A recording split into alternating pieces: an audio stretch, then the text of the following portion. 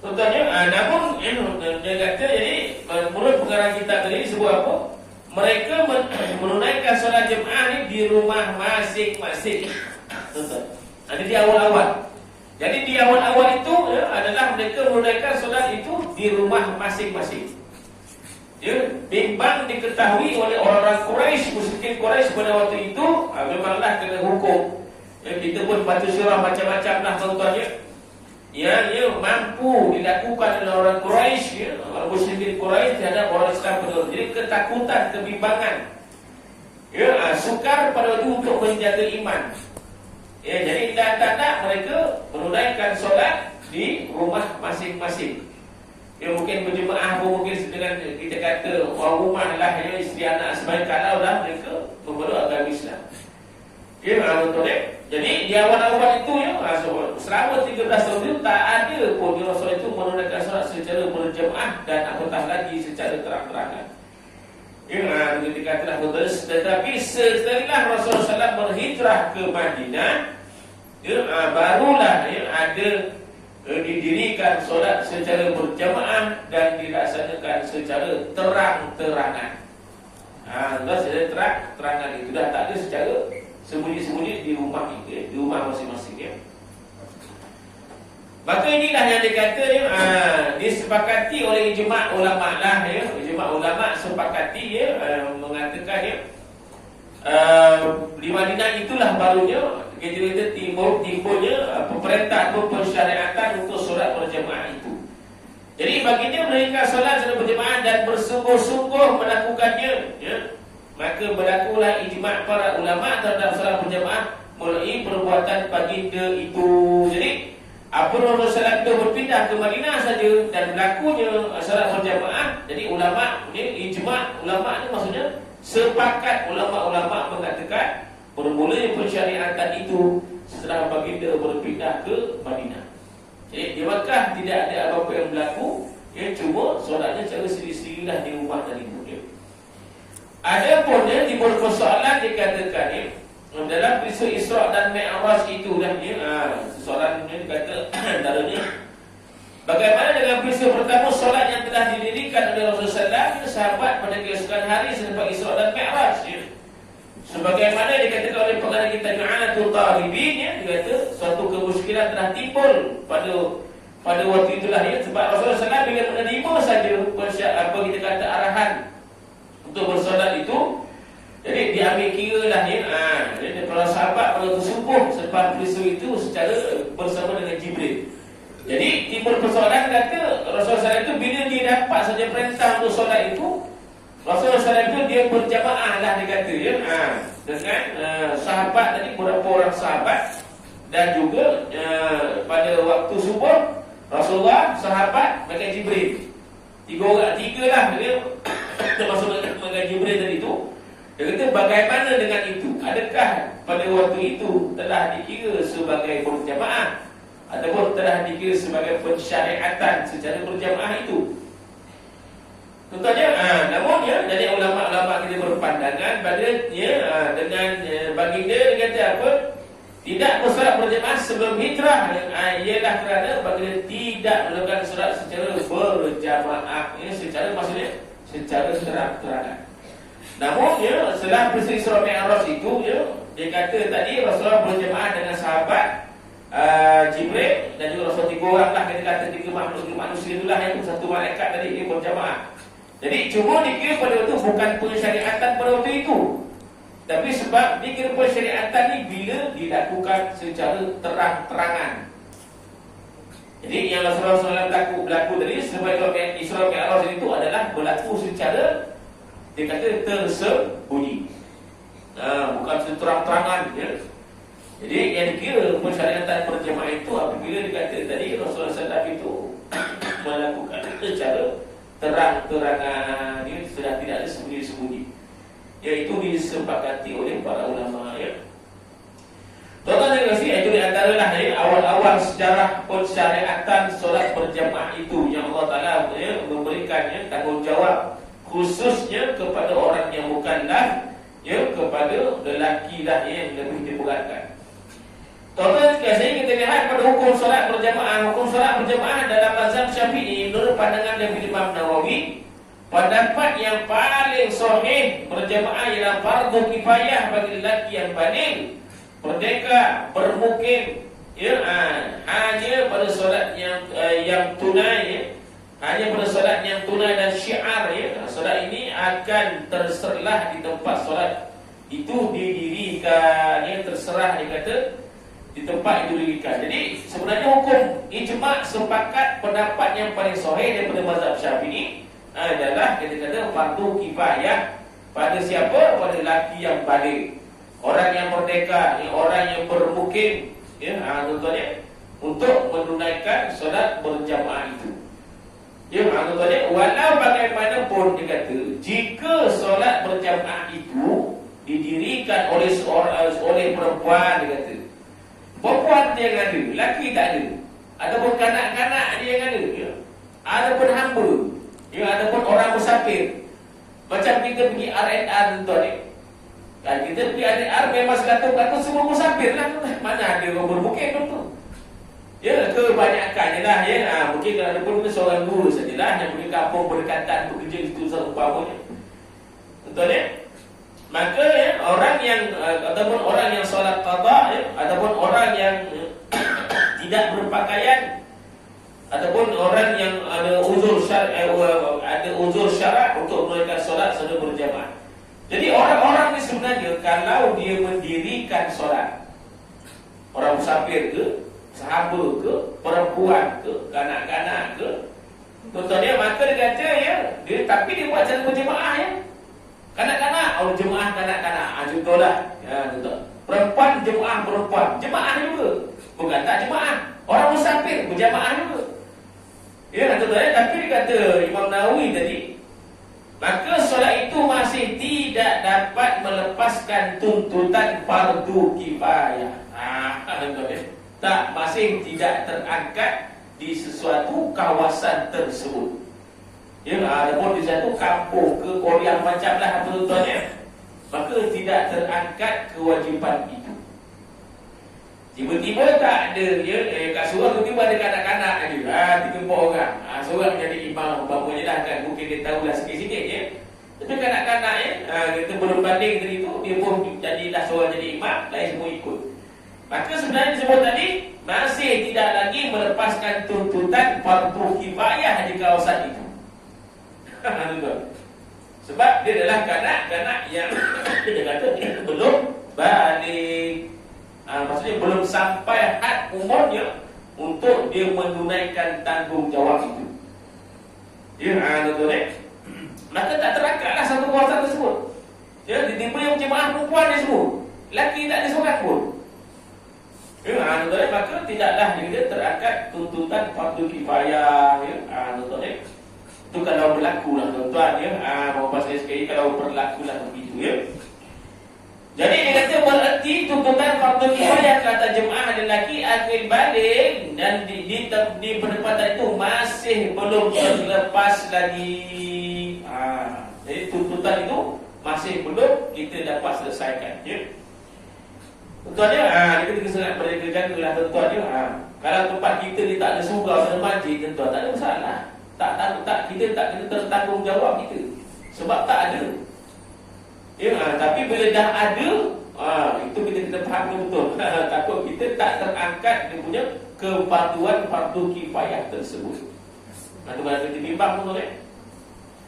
Orang kasih, maka dia disebutkan apakah dalil menunjukkan hukum fardu kifayah itu, ya.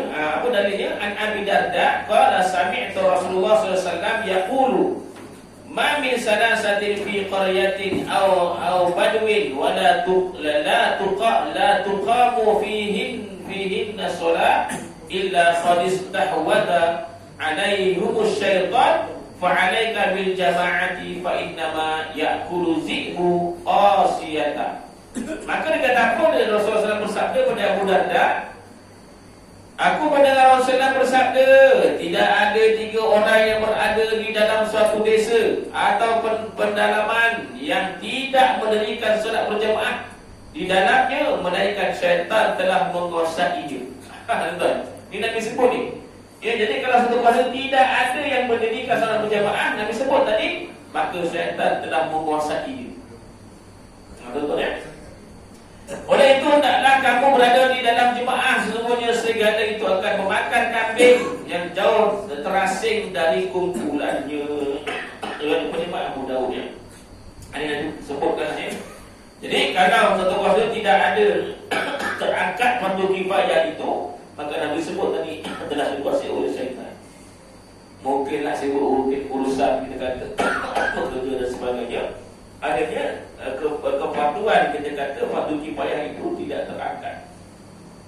Jadi disebutkan dalam hadis tadi ya.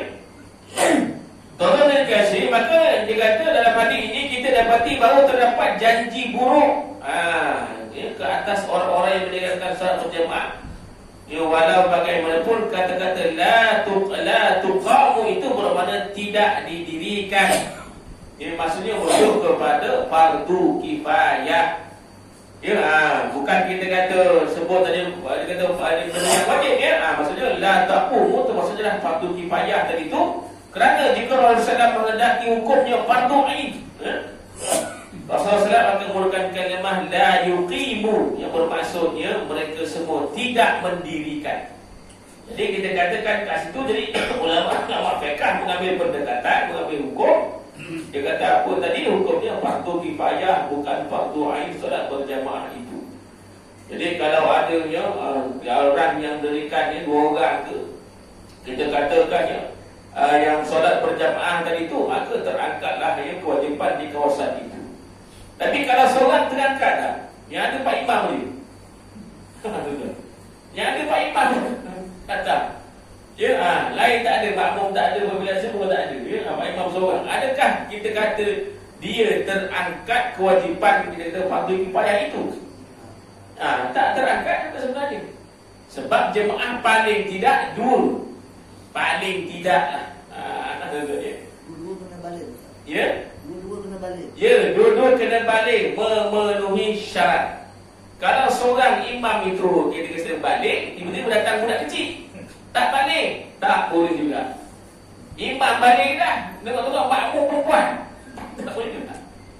Ya, imam dah balik dah, tengok makmum ni musafir pula, bukan orang yang bermukim, pun tidak terangkat kewajipan. Ya, sebab kita kata fardu kifayah tersebut ya. Maksud jemaah tu ni macam mana? Ya. Kalau jemaah tu ada di satu kampung ada 5 surau, tapi jemaah tu dibuat di masjid. Kampung tu ada masjid. Adakah terlepas? Okey. Dia sebenarnya kita kata kalau kat kampung tu ada 5 sebenarnya dikira jemaah. Dia tak kena kira satu je. Contohlah kata kita yang jemaahnya kat surat kat majlis saja contohnya. Tapi jadi mereka sebutkan asal tempat itu kalau ada tempat untuk bersolat, kita bersolat lah macam surau dia umpamanya, itu juga dikira sebagai jemaah. Ya, contohlah kita sembahyang kat majlis surau dekat pun kita tinggalkan, maka tak terangkat sebenarnya kewajipan pada kawasan itu. Yang terangkat ni jemaah majlis sajalah. Surau-surau ni tidak terangkat, itu pun dia dikira jemaah sebab alasannya pun ada terdapat tempat sembahyang. Ada terdapat tempat sembahyang. Ya, dulu kita tak sangat berhati-hati lah dalam keadaan ni. Jelah kalau kita kata maghrib, isyak, subuh tak ada masalah. Jadi kita banyak masalah pada zuhur dengan asar.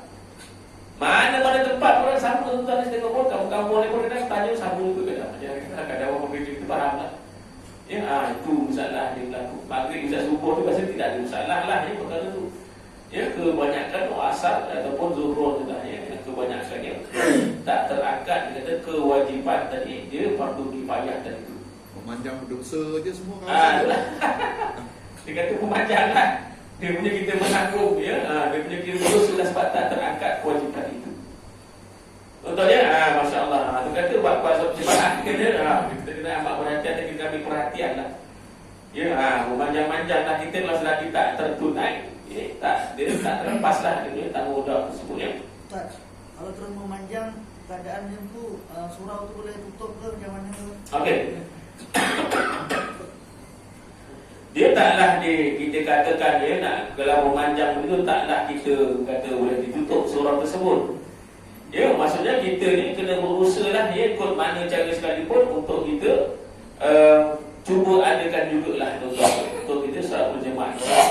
Kalau kita seminggu tu kita tak dapat nak kita penuhi seminggu tu penuh contoh zuhur dengan asar, paling-paling tidak pun seminggu tu 3 kali adalah kita kata berjemaah zuhur dan asar itu paling-paling tidak. Ya, masih setengah pekah disebutkan masih dikata diberikan sedikit rukhsah lagi, keringanan sedikit. Ya, kena tempoh 3 hari umpamanya, jangan sampai dia berlarutan. Dia kata orang-orang yang tidak nyata, dia tak terangkat, kita kepatuhan fardu kifayah tadi itu. Ya, maksudnya tanggungjawab kita tak lepas tuan-tuan ya. Walaupun kita kata dia berdosa, tapi taklah berdosa sebagai dosa yang terlalu teruk tuan-tuan ya. Kalau kita istilahkan, istilah mereka sebutkan dia dosa yang kecil lah, kita kata begitu. Ya, kalau kita mohon keampunan kepada Allah SWT, Allah boleh ampun dosa yang kecil itu. Ya, dan kita istighfar, Allah boleh ampun dosa kita itu. Ya, jadi kita kata orang-orang yang kawasan yang tidak terangkat kewajipan fardu kifayah ni tadi, memanglah dianggap dia berdosa, sekampung itu berdosa, tetapi dosa yang Allah boleh ampun, bukan dosa yang Allah tidak boleh ampun. Ya, kita istighfar sebab dosa kita mungkin kita terlalai dan sebagainya, maka Allah tetap ampun dosa kita. Ustaz, kalau jemaah kawasan tu ada yang jemaah kat rumah?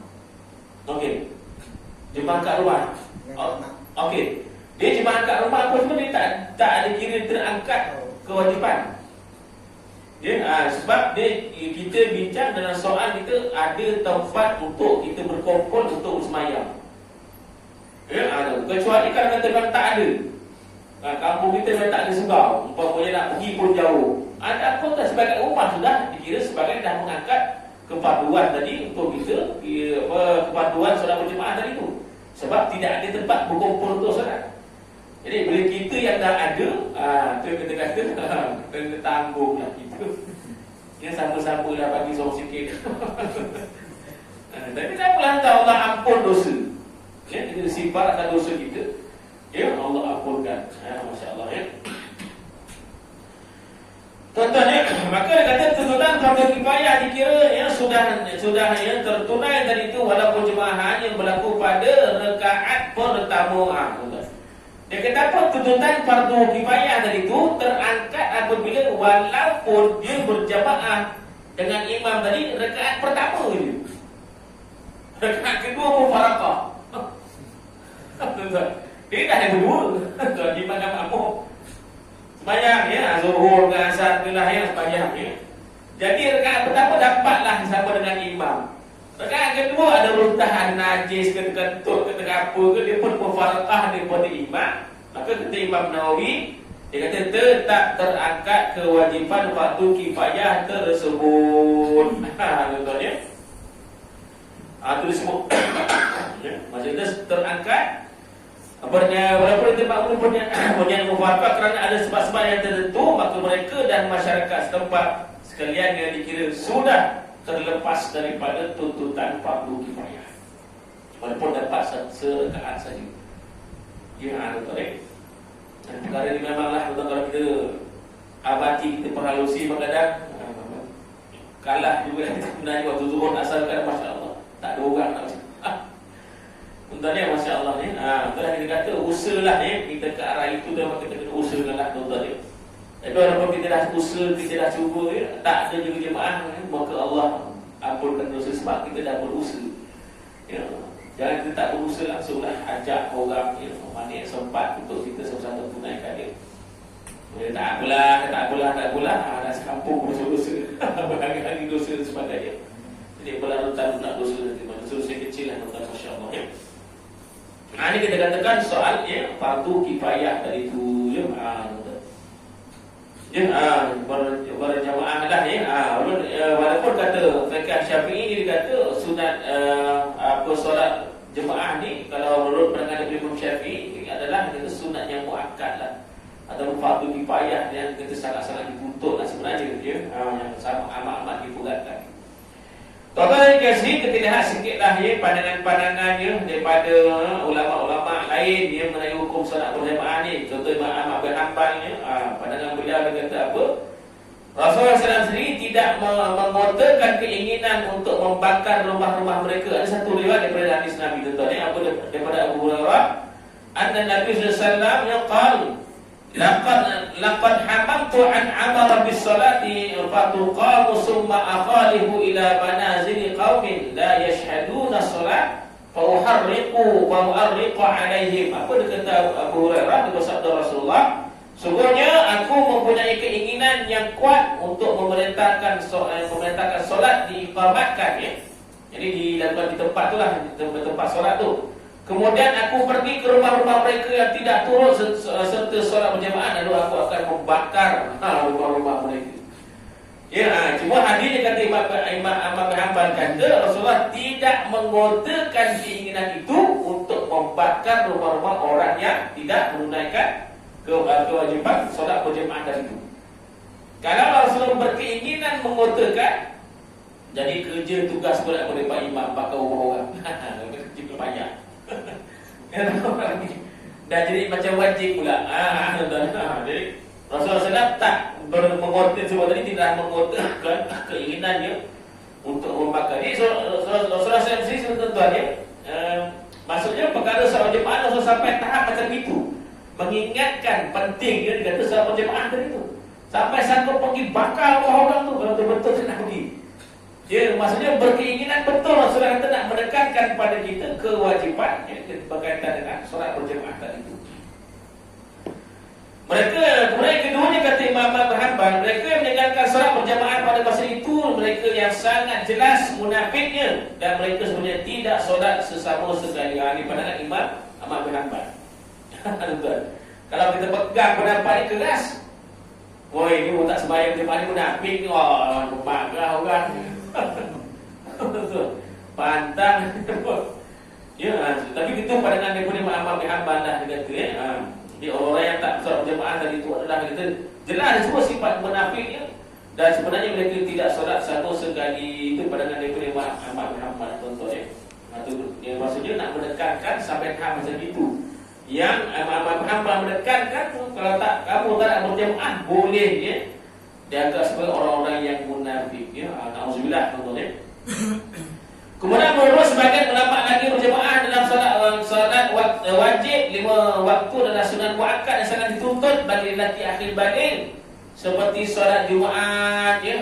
Adapun perempuan, hukum solat berjemaah bagi mereka adalah sunat sahaja, bukan muakkad. Ini satu pandangan ulama, tuan-tuan, ya. Nanti bagi wanita itu ada khusus dah dibahaskan, ya, keutamaannya, ya, berada di mana, di rumah Allah Ta'ala ataupun di rumah sendiri untuk bersolat, ya. Jadi saya nak teruskan saja pada memperolehi fadilat berjamaah, ya. Kita sedia maklum solat berjamaah ni fadilatnya banyaklah, tuan-tuan muslim maklum, riwayat sedia maklum, kita ulang-ulangkan saja. Pertama, mendapat fadilat berjamaah. Yang kedua, mendapat kata Jumaat tadi tu, ya. Kemudian mendapat kelebihan takbiratul, ya, ula bersama dengan imam. Kemudian mendapat rakaat. Ini dikata kelebihan lah orang-orang yang menunaikan, kita kata bersama dengan imam. Selain daripada yang lain-lain, kita sedia maklum solatnya dapat solat sempurna, ya. Allah memberikan kedudukan yang tinggi, Allah angkat darjah, itu semua sedia maklum, ya. Yang Rasulullah SAW tekankan dalam soal kita berjamaah tadi itu. Kemudian tuan-tuan, ya, maka pengarang kitab Fathul Mu'in, jemaah akan dikira. Jemaah itu yang dapat pahala itu, ya, dikira jemaah itu bermula daripada mana? Dia kata adalah pada solat selain bersolat Jumaat, fadilatnya kerana orang yang mendirikan solat selagi imam masih belum memberi salam. Orang datang masbuk sekalipun selagi imam itu belum memberikan salam, maka dia masih boleh dapat berjamaah itu. Jadi begitulah, tuan-tuan, ya. Selagi imam itu belum beri salam lagi tu, ya, tuan-tuan, ya. Maka pertama dia kata apa tadi, ya? Pertama, imam masih belum memberi salam. Jadi orang-orang yang kira berjamaah tadi tu, imam belum memberikan salam lagi, ya, walaupun imam dah tahiyat. Fil alamina innaka hamidun majid, dia pun datang, agak takbir terus ikut tahiyat dengan imam, maka dapat, ya, tuan-tuan, tiba-tiba, ya, tuan-tuan, dia belum sempurna, belum turun sempurna, ya, imam pun assalamualaikum warahmatullah. Ya, dia pun tun, maka tidak dapat dia pahala dikira sebagai dia berjamaah. Sebab apa? Bila imam itu dah salam, maka imam telah memutuskan solatnya. Walaupun salam itu salam yang pertama. Maka dia tak dapat lah. Maksudnya dia tak sempat lah seketika dengan imam tadi tu. Dia utama lah disebutkan imam masih belum memberi salam tadi tu. Imam memberi salam ketika makmum selesai mengangkat takbiratul awal. Maka dalam keadaan ini kata Imam Asyam Sibra Malisi, dia kata apa? Bahawa haram bagi makmum untuk duduk selepas itu kerana ikatan solat makmum yang mengikut imam telah terputus oleh salam imam.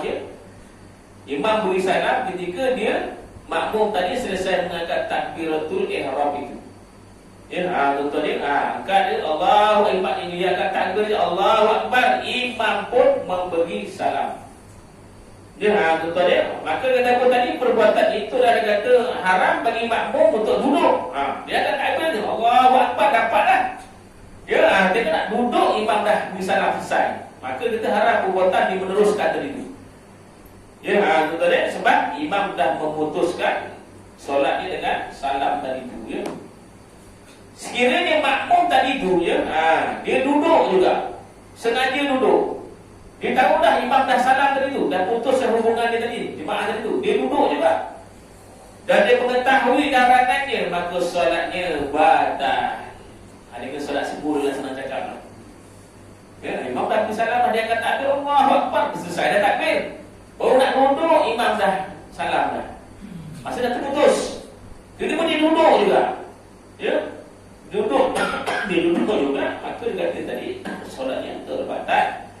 Tetapi sekiranya dia melakukan disebabkan dia terlupa ataupun jahil, maka solatnya tidak batal. Maksudnya dia dapat pahala jemaah tadi itu. Dia dikira masih dalam dapat, dia kata kesempurnaan berjemaah itu dia dapatlah, contohnya. Walaupun dia dapat pahala sesama berjemaah masuk di pondok hujung-hujung, tetapi nilaian ibadah itu dia berbeza. Orang yang muwafiq, maksudnya orang yang sama-sama bersembahyang daripada awal sampai habis, contohnya tak sama dengan orang yang sembahyang masuk masbuk. Contohnya tak kira dah masbuk rakaat berapa, kedua ke ketiga ke, dapat sikit-sikit dengan imam pun sempat dengan imam, dikira jemaah juga, tapi nilaian ibadahnya dia berbeza, tak boleh sama. Jadi tak boleh sama. Contoh dia itu nilaian. Siapa yang menilai? Allah Ta'ala. Tapi kita faham dah, maksudnya dia daripada awal susah-susah, dia tak berikrar bersama dengan imam, dapat selesai rakaat, lepas tu yang orang lain masuk hujung-hujung masbuk dan sebagainya, takkan boleh sama pahalanya. Walaupun dia mendapat, kita kata pahala jemaah dapat, tapi nilai itu kalaulah 27 itu, mungkin orang yang muwafiq yang awal-awal yang sama-sama dengan imam, sama-sama salam tu mungkin dapat 27 penuh. Tapi yang masbuk takkan dapat 27. Mungkinlah dapat 13 ke 40 contoh dia dapat dari beliau, itulah umpamanya. Tapi dapatlah dia kata pahala berjemaah dari itu, Tuan-tuan sekalian, sekiranya imam masih belum memberi salam selepas masbuk, mengangkat sekiranya imam masih belum memberi salam selepas masbuk mengangkat takbiratul ihram, maka masbuk wajib segera duduk, jika dia terus berdiri. Maksudnya kalau kata dia kata takbir imam belum memberi salam lagi pun sempat Allahu Akbar, kan imam belum memberi salam lagi, maka kita teruskan dengan segera untuk duduk ikut imam tadi itu. Jika dia terus berdiri dalam keadaan sengaja mengetahui kewajipan itu, maka batal solat dia. Dah tahu dah imam dah nak salam, dah nak habis, angkat takbir Allahu Akbar, tunggu kejap, baru duduk. Maksud sengajalah. Maka dia tadi solatnya batal. Kerana apa? Perbuatan itu menyalahi imam dengan terlalu ketara.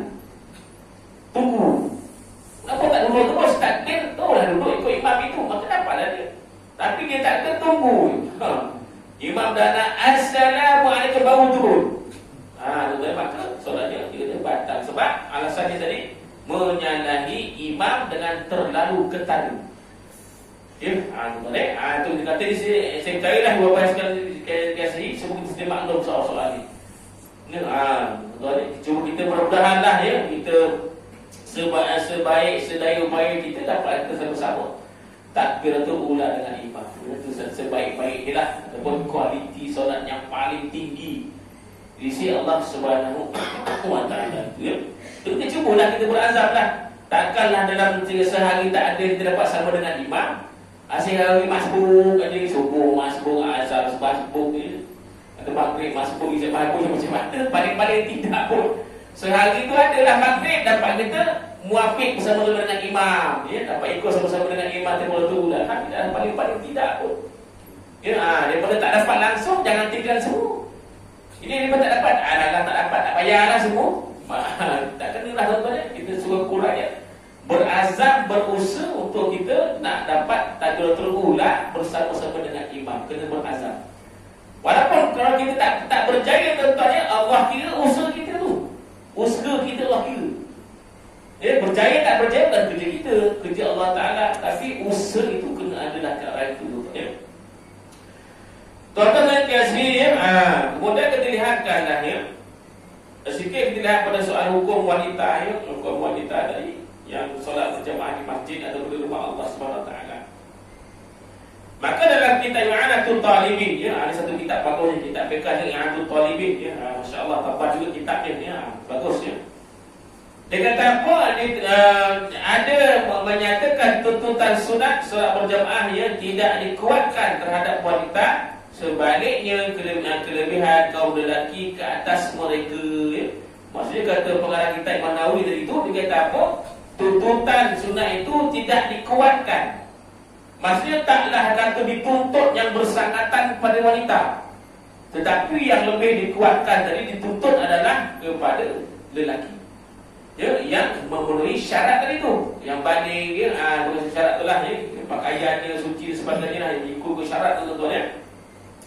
Apa firman Allah SWT sebutkan walil rijali alaihinna darajah, dan bagi kaum lelaki itu mempunyai kelebihan ke atas mereka iaitu wanita. Jadi Al-Quran pun sebenarnya telah menyebutkan lelaki itu ada kelebihan dia. Ya, dan kita tak boleh menyamaratakan ya, hak-hak lelaki pun nak sama, perempuan pun nak hak yang sama. Ya, jadi Allah SWT jadikan itu ada hak-hak. Jadi lelaki dia ada kelebihan ke atas wanita itu. Itu memang Al-Quran dah sebutkan terang-terangan. Tapi akhir zaman ini wanita, banyak golongan-golongan wanita ni ya, yang mungkin wallahu alam dah tuan-tuan fahamannya bagaimana, yang menuntut supaya hak wanita pun boleh nak sama dengan lelaki. Nak khutbah juga, lelaki pun dia kata perempuan pula kurangnya pandai juga berpidato, nak khutbah juga kita masjid satu. Untuk ada nak baca talqin juga, tuan-tuan kena baik. Macam nak jadi imam juga ya, dia maksudnya nak menyamaratakan, nak menuntut hak yang sama. Untuk dia padahal Allah sebut dah ya, bagi kelebihan ke atas wanita itu. Ya, itu kita tidak boleh nafikanlah ayat yang Allah Taala turunkan ya. Jadi kalau ada golongan yang macam ini, masya-Allah, na'udzubillah ya, yang nak mencari kesamarataan, kalau boleh tak sama lelaki dengan wanita, masya-Allah, na'udzubillah ya. Oleh itu dia kata makruh bagi lelaki jika tidak menghadiri solat berjamaah berbanding wanita ya. Bagi dia kata makruh ya. Tuan-tuan, makruh ya, dia kata makruh li tanzih ataupun makruh li tahrim. Makruh itu dua. Satu tanzih ni kita kata makruh yang ringan. Ya, tuan-tuan, makruh yang ringan ya. Dan makruh li tahrim, makruh yang hampir-hampir kita kata ke arah haram perbuatan itu. Jadi kita kata makruh ni adalah makruh li tanzih. Ya, sekadar kita kata makruh yang taklah menghampiri perbuatan haram. Kalau ulama kata ataupun Nabi kata tak datang berjemaah haram, dosa siang-siang kena tuan ni. Tapi dihukumkan sebagai kata yang makruh tadi tu ya. Tuan-tuan ya. Maka bagi wanita pula solat di rumah adalah lebih afdal. Apa dalilnya? An Nabi Umar qala Rasulullah sallallahu la tamna'u nisa'akumul masajida wa buyutahunna khairul lahunna. Daripada Umar anhu, beliau berkata, sabda Rasulullah sallallahu, janganlah kamu tegak isteri-isteri kamu pergi ke masjid, ke rumah Allah menunaikan solat berjamaah itu, sedangkan rumah-rumah mereka lebih baik bagi mereka menunaikan solat berjamaah. Jadi kalau ibu-ibu ni nak datang, silakan, tak ada masalah, tidak ada tegahan. Dengan kita kata beberapa syarat, ya, tuan-tuan, yang perlu dipatuhi, ya, yang perlu dikata diikuti. Walaupun Rasulullah tadi dibenarkan, ya, jangan bertegah, perempuan kamu nak datang silakan saja. Tetapi dikata ada beberapa perkara yang perlu, ya, diambil perhatian. Ya, kalau dia nak datang rumah Allah ni, maka makruh bagi wanita itu menghadiri ke masjid. Itu makruh untuk hadir ke masjid dalam beberapa keadaan berikut, antaranya wanita yang memiliki bentuk tubuh badan yang menarik perhatian lelaki. Walaupun pakai telekung, tapi Masya Allah, ya, menarik perhatian. Itu hukumnya sedaya upayanya. Kalau dah kedatangannya itu mendatangkan fitnah, maka lebih keutamaannya untuk dia di rumah saja. Ya, contohnya, walaupun fiqh menyebutkan melihat tubuh badan, tetapi selain daripada itu dilihat juga pada kecantikan dia. Kalau dengan kedatangan itu, orang tengok, Masya Allah, cantik, menyebabkan lelaki-lelaki ni berbondong-bondong datang masjid sebab wanita ni ada. Contohlah, semata-mata nak tengok dia cantik, wayu sangat, agak ni lah kita kata. Datang sebab nak tengok wanita yang tadi, maka di situ telah menimbulkan fitnah. Maka keutamaannya dia solat di rumah saja, ya. Contoh yang selanjutnya, wanita yang pergi ke masjid serentak dengan kaum lelaki dan bercampur dengan mereka di maksudnya berlaku percampuran lah. Ya, kalau kata pergi asing-asing tu tak ada masalah. Kalau suami isteri tak ada masalah, nak pergi sama-sama tu. Betul ke kata orang nak pergi asing-asing naik dua kenderaan, payah juga. Suami isteri tak ada masalah.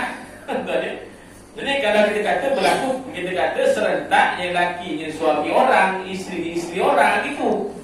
Ya, naik motor sama-sama sebelah-sebelah, balik mana saya tengok, kalau saya buka-buka kat motor, payah juga. Dia yang menimbulkan fitnah dan sebagainya.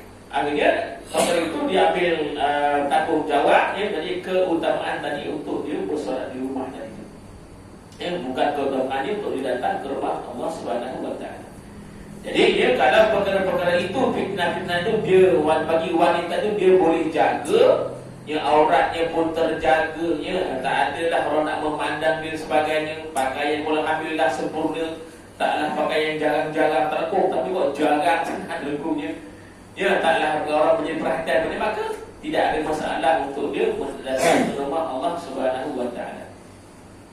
Contohnya daripada Sayyidina Aisyah, "Lau adraka Rasulullah sallallahu alaihi wasallam ma ahdatha an-nisa' la mana'ahunna kama mana'at nisa'una Bani Israil." Ya, daripada Sayyidina Aisyah, Rasulullah SAW bersabda mengetahui apa yang dilakukan oleh kaum wanita pada zaman ini.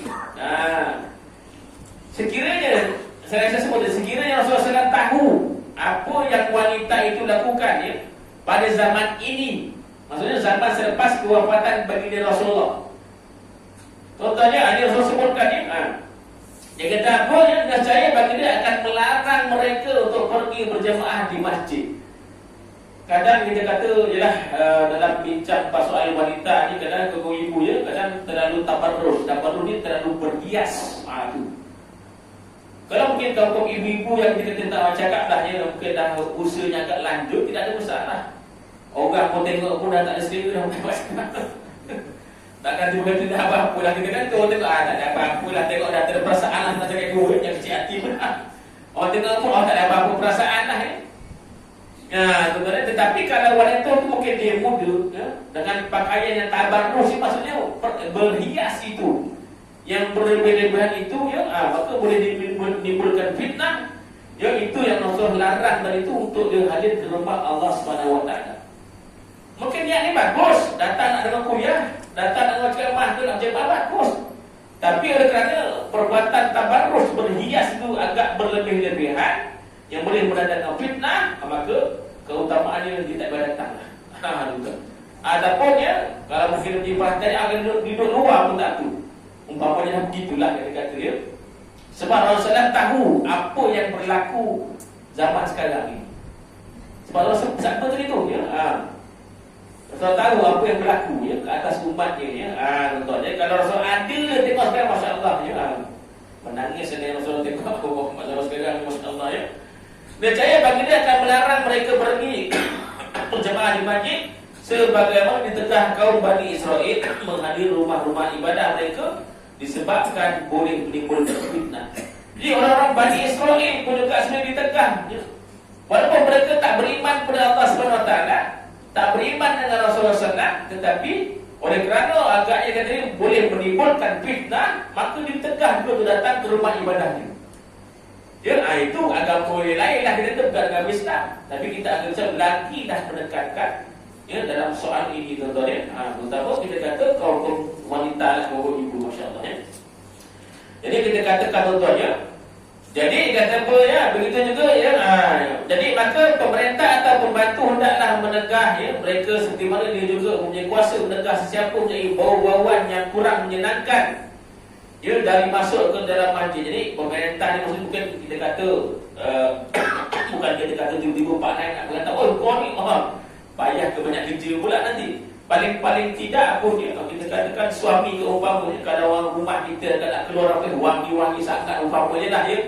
Kan nak ke masjid kita pun kau wangi berkaki sampai kepala. Ya jadi boleh program fitnah ya yang tidak menyenangkan, maka dia kata tadi bolehlah ditegah, dicegah daripada untuk ikut bersama-sama dengan kita. Ya baru pakai bawah itu boleh, itu tak ada masalah. Ya, baru pakai bawah tu boleh, tapi kita kata sekadar dia sajalah yang tidak boleh berlebihan ya. Begitu juga haramnya kata wanita hadir ya tanpa izin daripada ni. Tanpa tadi kita kata kalau tanpa timbulkan fitnah ya, maka dia duduk rumah saja. Kedua, bau-bauan yang berlebih-lebihan. Ya, maka dia tak perlu hadir ya, ke rumah Allah Taala dari itu. Ketiganya begitu juga haram kata wanita yang hadir ke masjid tanpa izin. Sebenarnya betul kadang orang sekarang nak ngajar ibadah. Ya, terutama macam tarawih. Oh, baca ibadah. Kita faham. Lelaki ibadahnya kadang kurang semangat sikit. Anda nak cakap ya. Berbanding dengan wanita ni, ya. Orang punya kelebihan dia sangat luar biasa buat ibadah ni. Contoh macam buat puasa dah, tuan-tuan. Taklah kita dan segi kita puasa ni. Kita puasa Ramadan je, masa lain sedekah kami malas. Kalau suami, kalau isteri, saya kata dia rajin dia. Bang puasa bang, malah nak puasa ke? Tak apa. Kita izin puasa. Tuan-tuan, kita luar biasa ni wanita. Ya, kita faham pasal wanita di zaman-zaman muda-muda jadi kan kita kata banyak cuti. Tuan-tuan ya. Banyak cuti lah, cuti Allah bagi tu banyak cuti je. Bila banyak cuti dia kurang ibadahnya. Tapi bila dah sampai waktu-waktu kita kata dah waktunya, sampai dah putus haid umpamanya, mereka kejar balik pahala-pahala yang dulu ditinggalkan zaman muda-muda, zaman jaga anak-anak tu kan banyak yang mengandungnya apalah macam-macam dah tuan-tuan sedia maklum. Jadi banyak tertinggal ibadahnya, dikejar balik. Waktu dah berapa waktu dah waktu dekat boleh tak dikejar balik. Itu semangat tu. Ya, untuk dia beribadah. Tuan-tuan maka walaupun begitu ya, orang kata dalam solat dia umpamanya kena minta izin pertamanya daripada walinya. Wali ni maksudnya kalaulah dia ada mak bapak lagi lah, kalau mungkin tak berkahwin ya, kan kena minta izin walinya. Ya, kalau tak berkahwin lah ya. Keduanya dengan suaminya, tak izin bang saya ni abang malas nak ke surau, tak apa saya nak pergi boleh tak? Tuan ya. Contoh lah tuan ya. Kemudian ya, tuan bagi hamba ya, atau tanpa izin tuannya ya, tuan kalau kata hamba lah, kalau ada hamba ya. Ataupun suami bagi hamba yang sudah berkahwin ya, maka dia tetap ya kena minta keizinan dengan tuannya. Tapi kita hamba sekarang tak ada lah. Kalau setakat dia pekerja kita biasa itu bukan hamba. Ya, itu kita kata pekerja biasa saja, tak perlu tak izin pun ya. Betul ya. Dia kata paling tidak perlu adalah ya wali ataupun suami. Itu paling-paling tidaklah yang minta izin untuk ke rumah Allah SWT. Hal ini kerana dibimbingi terdakwanya fitnah daripadanya kepada ahli jemaah yang lain atau ke atas dirinya sendiri, ataupun dia bukan fitnah pada ahli jemaah yang hadir, ataupun fitnah itu pada dirinya sendiri. Contohnya sebab fitnah ni pada Rasulullah SAW sendiri pun pernah difitnah. Kita ni bukan Nabi, kita bukan Rasul. Fitnah tu kadang-kadang boleh datang begitu saja. Ya, kita baik datang nak jemaah, tiba-tiba difitnah. Allah Akbar. Dia kata sebab tu Islam tu sangat-sangat berjaga-jaga. Dia kata dalam soal kita menggunakan kepada berjemaah tu ni. Jadi wallahu alam, insya-Allah akan disambung lagi lah ya. Berkaitan masih banyak lagi ni yang kita nak bincangkan, kita nak ulaskan. Moga-moga ada kefahaman lah tentangnya. Jadi kita kata kesimpulannya, bagi wanita kita tak melarang, Rasulullah tak melarang untuk datang ke rumah Allah, silakan saja asalkan kita memenuhi beberapa syarat dari itu. Asalkan dengan keizinan suami tidak ada masalah, datanglah. Untuk sama-sama kita marahkan ke rumah Allah Subhanahu wa taala, insya-Allah. Cukup sekadar tu, insya-Allah kita sambung lagi. Waktu lain moga ada manfaat pada malam ini, insya-Allah. Al-Fatihah.